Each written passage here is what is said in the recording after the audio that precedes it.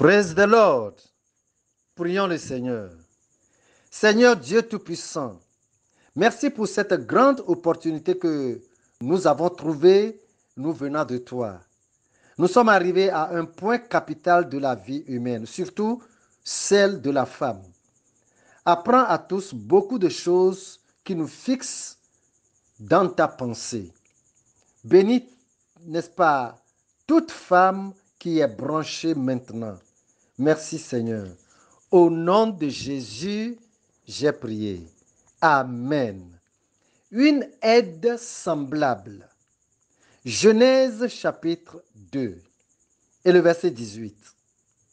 L'Éternel Dieu dit, il n'est pas bon que l'homme soit seul. Je lui ferai une aide semblable à lui. Amen. Et quel était le motif de Dieu à prendre cette initiative de faire une aide, un compagnon, et qui soit exactement le reflet d'Adam, de l'homme. Verset 20. Verset 20. Et l'homme donna des noms à tout le bétail, aux oiseaux des champs. Mais pour l'homme, il ne trouva point d'aide semblable à lui. Voilà, le motif que nous recherchons se trouve ici. L'homme, dans toute son intelligence, a réussi, sans aucune faute, à nommer tous les oiseaux, tous les animaux, de sorte que tout ce que Dieu a créé porta le nom que lui donna l'homme. Et, n'est-ce pas, tous ces êtres se ressemblaient. Ils se ressemblaient tous presque dans leur nature. Ils avaient leur moyen de se communiquer. Les arbres, dans leur diversité, ont la même nature, malgré leurs différentes fonctions. Tous ces multiples animaux sont de même nature. Ils sont tous à quatre pattes, avec une queue, le corps couvert de poils touffus. Il y a aussi les reptiles. Dans toute leur diversité, ils ont les mêmes caractères. Et au niveau des poissons, ils sont de divers types. Et quand on vous présentera chaque espèce, vous ne douterez pas de ce qu'il est un poisson. C'est la même chose avec les insectes. Maintenant, l'homme, ce grand super génie, il était tout seul dans sa nature. Et Dieu dit, il n'est pas bon que l'homme, n'est-ce pas l'homme, cette merveilleuse créature, créée à l'image et selon la ressemblance de Dieu, soit seul. Je lui ferai une aide particulièrement semblable à lui. Son compagnon sera spécialement soutiré de lui-même. C'est ça la particularité. Ce n'est pas le cas au niveau des autres créatures. Suivez-moi, toujours. Genèse maintenant chapitre 1, verset 20. Dieu dit que les eaux produisent en abondance des animaux vivants et que les oiseaux volent sur la terre vers l'étendue du ciel. Verset 24. Dieu dit que la terre produise des animaux vivants selon leur espèce, du bétail, des reptiles et des animaux terrestres selon leur espèce. Et cela fut ainsi. Alléluia. Voyez-vous, la nature a produit en même temps des multiples créatures de toute espèce. La mer en a produit assez, la terre en a produit assez, mais la créature de l'aide à l'homme sera une créature tout à fait particulière. Un os tiré des os de l'homme. Et un os là servira à la fabrication de cette aide semblable. Est-ce que tout ce que je dis est une vérité? Et quel est le témoignage? je viens au chapitre 22 que j'avais quitté, Genèse chapitre 22, les versets 22 et Genèse chapitre 2, versets 22 et 23. L'Éternel forma une femme de la côte qu'il avait prise de l'homme et il l'amena vers l'homme. Et l'homme dit, voici cette fois celle qui est os de mes os et chair de ma chair. On l'appellera femme parce qu'elle a été prise de l'homme. Praise the Lord. Si nous voulons bien le comprendre, femme veut dire la créature soutirée de l'homme. Et c'est l'unique fois, c'est cette unique fois que Dieu ait fait un pareil mystère. Et plus jamais.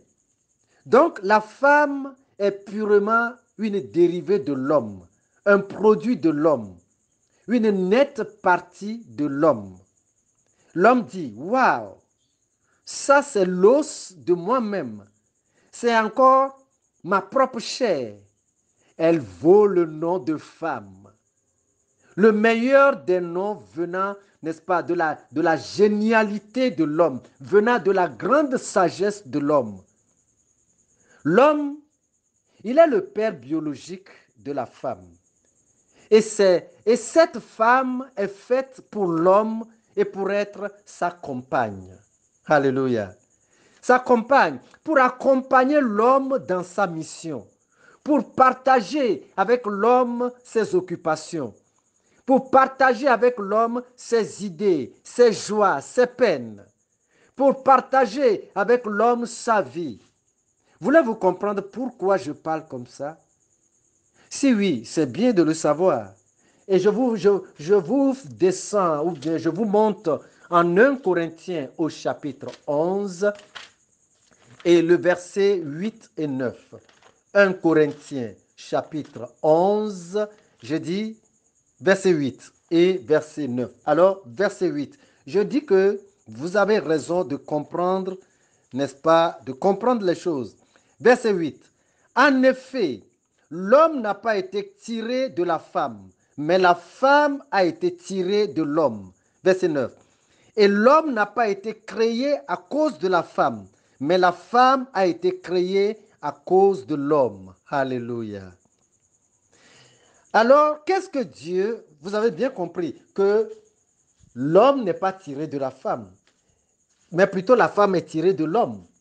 Et que l'homme n'est pas créé à cause de la femme, mais plutôt la femme créée à cause de l'homme. Alors, qu'est-ce que Dieu attend de la femme envers l'homme? Notez bien, je parle dans cette rubrique de la femme. À une autre occasion, je parlerai de l'homme si Dieu le permet. Qu'est-ce que Dieu attend-il de la femme vis-à-vis de l'homme qui est également son époux?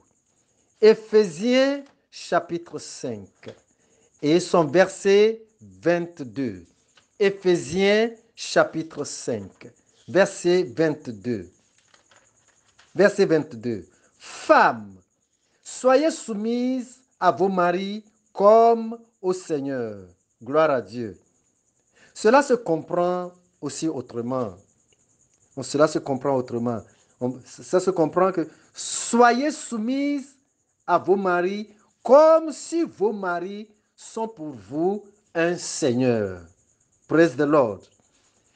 Colossiens chapitre 3, verset 18. Toujours dans le Nouveau Testament. Colossiens chapitre 3 et maintenant le verset 18. Femmes, soyez soumises à vos maris comme il convient dans le Seigneur. Alléluia. Cela veut dire que c'est agréable à Dieu quand il voit la femme se soumettre à son mari. Si ce n'est pas le cas, Dieu désapprouve cette femme. Elle n'est pas dans la pensée du Seigneur. Elle ne vit pas selon la pensée du Seigneur. Elle est hors de l'objectif de Dieu en passant par l'homme pour créer la femme. Sarah, la femme du père de la foi, Abraham, elle était le modèle parfait retenu pour toutes les femmes jusqu'à aujourd'hui. modèle à suivre pour être agréable à Dieu et à son mari. Vous savez, la beauté physique, elle est trompeuse.